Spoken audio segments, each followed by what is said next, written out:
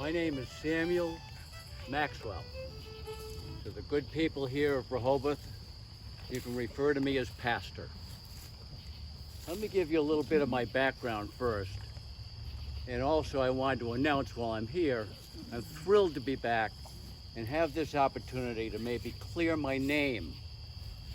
You know, there's a few things that were controversial when I was back here, and I noticed on the faces of some of the people, you must be descendants so you may remember some of these difficulties I had while I was here in Rehoboth. But prior to that, I was born in Boston, Massachusetts in 1688.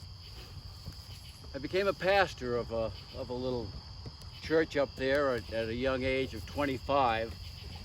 However, some of my sermons didn't seem to agree with the dogma of the church. Something you didn't really want to engage in at that time, and a few of the parishioners came to me and said, you know, at this time they were getting a little upset with me and they just called me Maxwell. Maxwell, we think you better get out of town.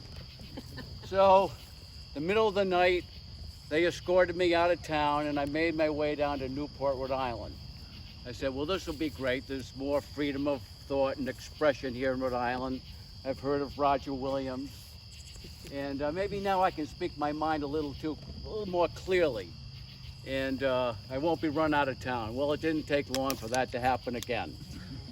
So now I'm on the road. I'm out of Newport. So where am I going to head? Someone said, well, head up Narragansett Bay. There are these little towns of Bristol and Warren and Swansea and Rehoboth, and maybe you can make your mark up there.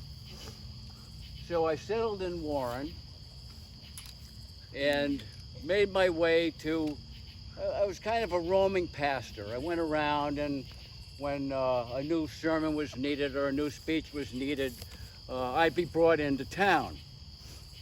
Well, I started to, and this is where I want to try and clear my name, because this happened particularly in Rehoboth, as some of you may have heard from your ancestors. Yes, I did have 2 wives, but I did have them at separate times. So let's make that fact very clear. I had 7 children, but they were from the 2 wives. So let's make that clear, because that was a little bit confusing at the time. So I wanted to clear my name on that count. And now I wanted to get back down to basics and talk about the Sabbath. Now, as we all know, we celebrate the Sabbath on Sunday. And I've been toying with this idea of having the Sabbath on a Saturday. Well, someone started to use the expression I was double dipping. I had no idea what that meant, but it started to get around that maybe I was making sermons on Saturday and getting money and making sermons on Sunday, and I said, oh God, no, I wouldn't do that.